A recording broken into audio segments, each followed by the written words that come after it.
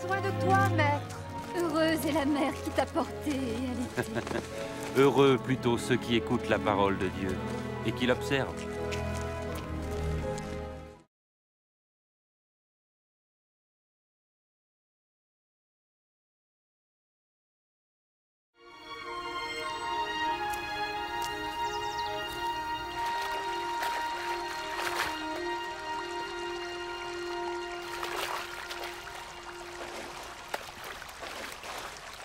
Apprends-nous à prier, comme Jean l'a appris à ses disciples.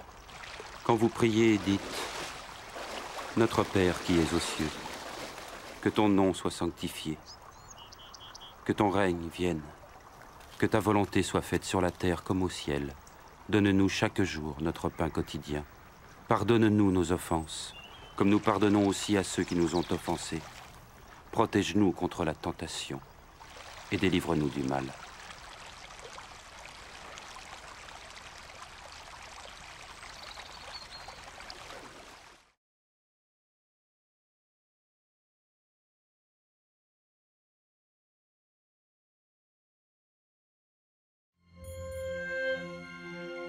Dans les Saintes Écritures, Dieu déclare que le Messie viendrait pour être le sauveur du monde. La vie de Jésus prouve qu'il est bien celui dont les prophètes avaient parlé.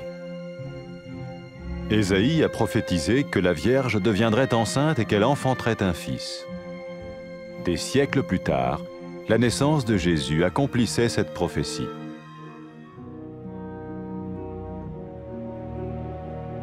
Les Saintes Écritures déclaraient que le saint à naître serait appelé le Fils de Dieu.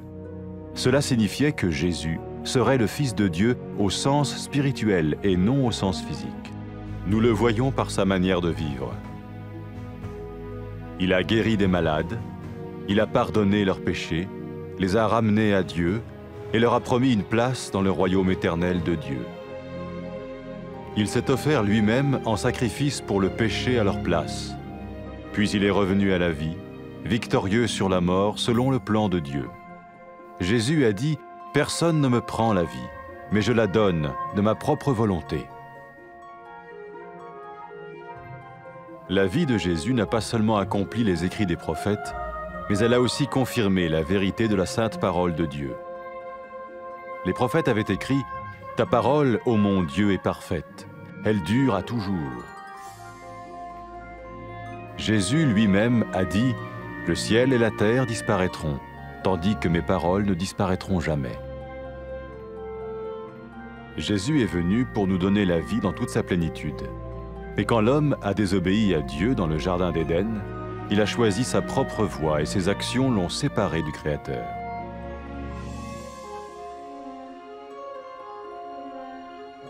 Les Saintes Écritures déclarent que tous ont péché et que le salaire que paye le péché, c'est la mort. Il s'agit de la mort spirituelle, éternelle séparation d'avec Dieu. Mais tout comme Dieu a donné un bélier pour qu'il meure à la place du fils d'Abraham, ainsi il a envoyé Jésus, le Messie, mourir à notre place. Sa vie, sa mort et sa résurrection restaurent la relation entre Dieu et tous ceux qui mettent leur confiance en lui. Maintenant, non seulement Jésus pardonne les péchés de ceux qui le suivent, mais il les sauve aussi du jugement éternel de Dieu. Ils sont sûrs d'aller au paradis et de vivre avec lui pour toujours. C'est cette vie et cette liberté de la culpabilité et du pouvoir du péché que Jésus offre à chacun aujourd'hui. Cela ne veut pas dire suivre une religion, mais choisir d'avoir foi en Jésus qui dit « Je me tiens à la porte et je frappe. Si quelqu'un entend ma voix et ouvre la porte, j'entrerai chez lui. »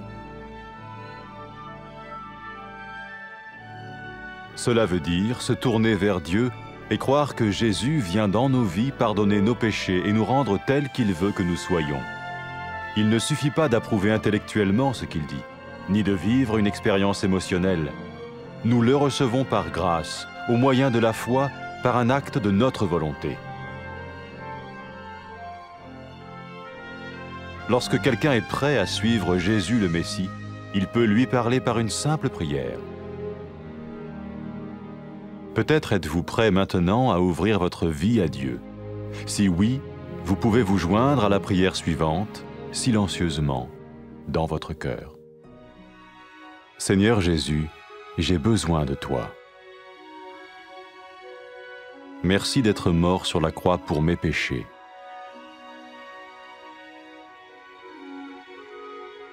Je confesse mes péchés et je m'en repens.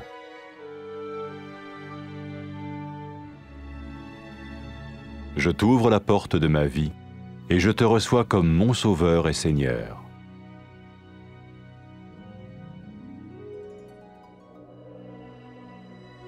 Merci de me pardonner mes péchés et de me donner la vie éternelle.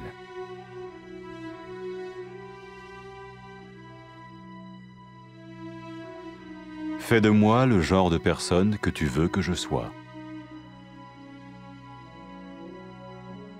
Maintenant que je deviens l'un de ceux qui te suivent. Amen.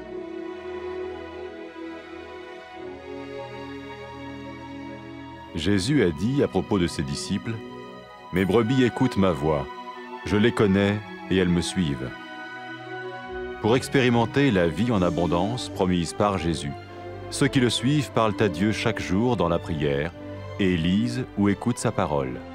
Ils parlent de lui à d'autres personnes et rencontrent régulièrement ceux qui l'aiment et le suivent. N'oubliez pas sa merveilleuse promesse. Tout pouvoir m'a été donné dans le ciel et sur la terre. Et sachez-le, je vais être avec vous tous les jours, jusqu'à la fin du monde.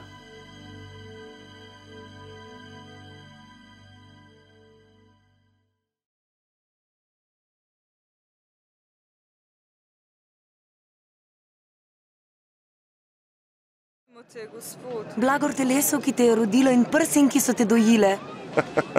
Še bolj blagor tistim, ki Božjo besedo poslušajo in se po njej ravnajo.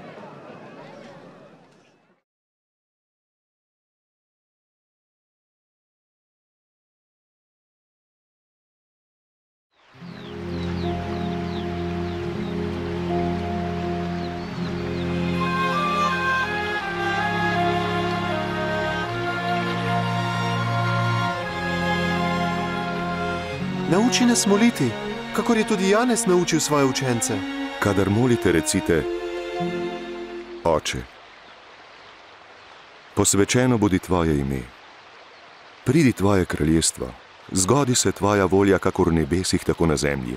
Naš vsakdanji kruh nam dajaj od dne do dne in odpusti nam naše grehe, saj tudi sami odpuščamo vsakomur, ki nam je dolžan. In ne vpelji nas v skušnjavo, obvaruj nas vsega hudega.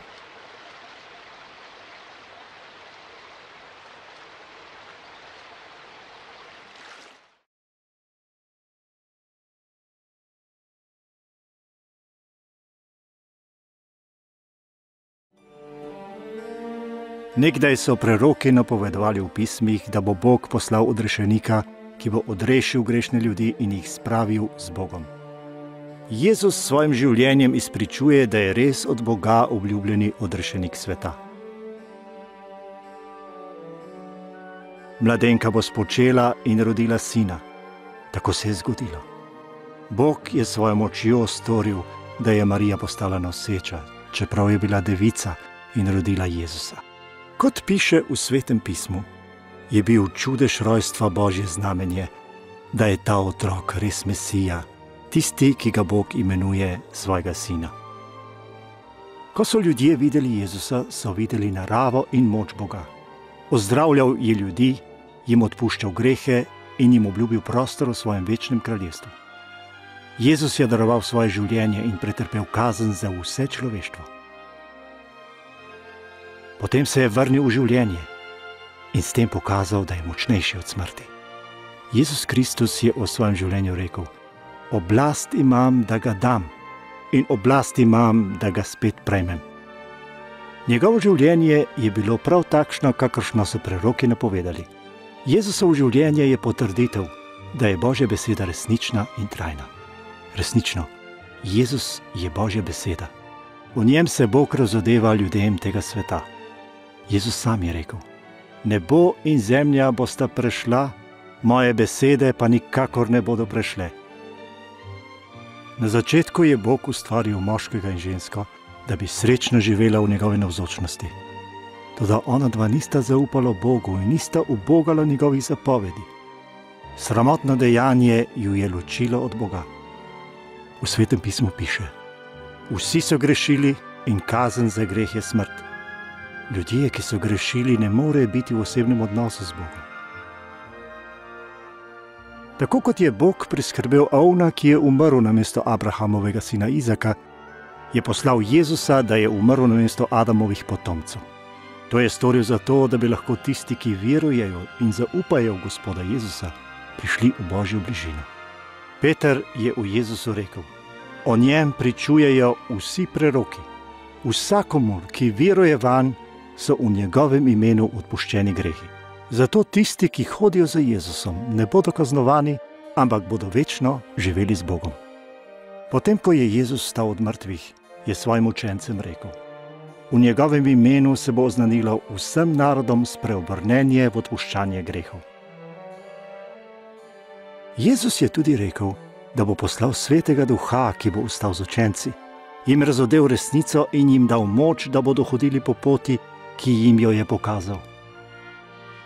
Ko se je grešnica pokesala svojih grehov in začela hoditi za Jezusom, ji je Jezus rekel: grehi so ti odpuščeni, rešena si, ker si zaupala vame. Jezus je rekel, da je ljubezen ljudi do Boga dokaz, da jim je Bog odpustil grehe. Jezus Kristus je vabil ljudi, naj hodijo za njim. Ko je razbojnik na križu izpovedal vero in prosil Jezusa, naj ga reši, je Jezus rekel: danes boš z menoj v raju. Tisti, ki se odločijo, da bodo hodili za Jezusom, lahko začnejo svoj odnos z njim z besedami: Bog Oče, pravičen si, zahvaljujem se ti, ker me ljubiš. Obžalujem, da sem prekršil tvoje zapovedi in grešil proti tebi. Zahvaljujem se ti, ker si poslal Jezusa, da je umrl na križu namesto mene in potem vstal od mrtvih. Hvala ti, ker si pretrpel kazen za grehe, ki sem jih storil jaz. Hočem hoditi za teboj in te sprejeti za svojega odrešenika in Gospoda. Zahvaljujem se ti, ker si mi odpustil grehe in mi odprl pot v tvoje večno kraljestvo. Prosim te, daj mi svojega Svetega Duha, da bo z menoj in me vodil. Naj mi da moč, da te bom ljubil z vsem srcem in živel tako, kot je tebi všeč. Naj te slavijo ljudje po vsem svetu. Amen.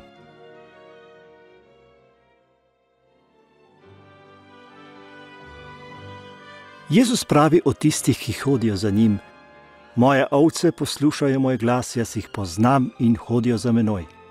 Jezusovi učenci se srečujejo med seboj, se vsak dan pogovarjajo z njim, berejo njegovo besedo v Svetem pismu in o njej razmišljajo, se zgledujejo po njem in drugim pripovedujejo o njem.